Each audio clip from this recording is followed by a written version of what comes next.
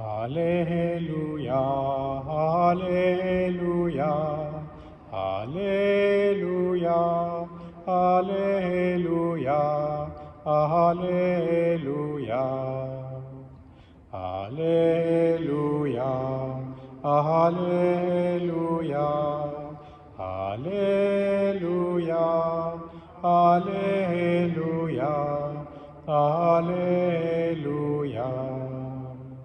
Aujourd'hui, ne fermez pas votre cœur, mais écoutez la voix du Seigneur.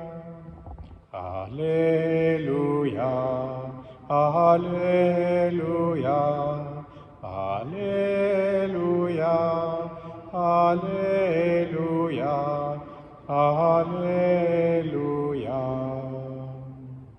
Le Seigneur soit avec vous. Évangile de Jésus-Christ selon saint Matthieu. En ce temps-là, Jésus se mit à faire des reproches aux villes où avaient eu lieu la plupart de ces miracles parce qu'elles ne s'étaient pas converties. Malheureuse es-tu, Chorazine, malheureuse es-tu, Bethsaïde, car si les miracles qui ont eu lieu chez vous avaient eu lieu à Tyr et à Sidon, ces villes autrefois se seraient converties sous le sac et la cendre. Aussi, je vous le déclare, au jour du jugement, Tyr et Sidon seront traités moins sévèrement que vous. Et toi, Capharnaüm, seras-tu donc élevé jusqu'au ciel? Non, tu descendras jusqu'au séjour des morts. Car si les miracles qui ont eu lieu chez toi avaient eu lieu à Sodome, cette ville serait encore là aujourd'hui. Aussi, je vous le déclare, au jour du jugement, le pays de Sodome sera traité moins sévèrement que toi. Acclamons la parole de Dieu.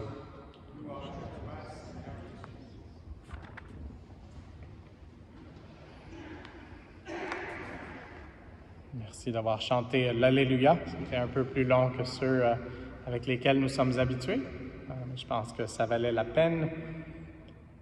Aujourd'hui, on entend parler de Moïse, sa naissance, son enfance, puis même rapidement, il devient adulte. Donc, on n'a pas beaucoup de choses sur sa croissance, dans un sens.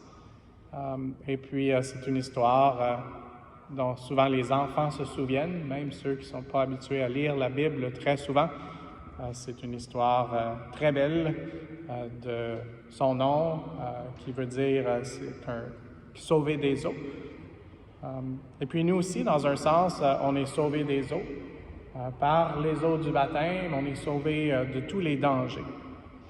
Et puis, peut-être que je suis trop impressionné par les films, mais je dois dire que les eaux en Égypte, je les vois pas super tranquilles comme les eaux où le bon berger nous amène, mais souvent je vois ces eaux-là dans mon imagination avec des crocodiles dans le Nil et puis des serpents. Et peut-être que c'est aussi parce que j'ai passé du temps au Texas, ici au Canada. Je me sens beaucoup plus libre quand je fais un de mes loisirs préférés d'être en kayak. Et puis, au niveau du danger de l'eau aussi, dans le psaume, ça parle de la mort. « J'enfonce dans la vase du gouffre, rien qui me retienne. Je descends dans l'abîme des eaux, le flot m'engloutit. » Donc, ça démontre la puissance de l'eau. Mais ce sur quoi je veux attirer l'attention aujourd'hui, c'est sur la bonne nouvelle.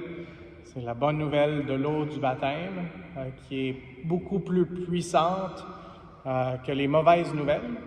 C'est la bonne nouvelle que Jésus nous aime tellement qu'il a voulu donner sa vie pour nous, qu'il est mort, qu'il a souffert sa passion par amour, et puis que 3 jours plus tard, il est ressuscité. C'est pour ça que quand on reçoit le baptême, on le reçoit selon la formule trinitaire. Et le baptême, au départ, dans l'Église, se faisait par immersion totale, pour partager dans la mort et la résurrection de Jésus. Donc aujourd'hui, je pense que ce qu'on devrait demander, c'est la grâce de pouvoir vivre notre baptême. Le Seigneur toujours veut nous donner sa miséricorde parce qu'il nous aime infiniment. Et donc, demandons au Seigneur de nous aider à vivre les sacrements avec le plus de dévotion possible. On peut demander à tous les saints, on peut demander à Moïse de nous aider aussi à vraiment recevoir cette bonne nouvelle du Seigneur pour pouvoir pas seulement la recevoir, mais la partager aux autres. Et puis, dans un certain sens, Moïse va devenir, à un moment donné, le sauveur du peuple d'Israël.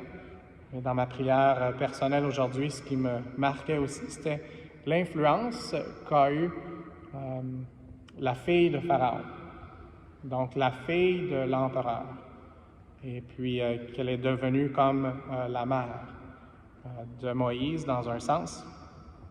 Et donc, les images ne sont jamais des analogies parfaites, mais pour nous, on sait que pour Jésus-Christ, il est vraiment né de la Sainte Vierge Marie, là, donc ce n'est pas la même chose, mais l'influence de Marie pour nous amener le salut.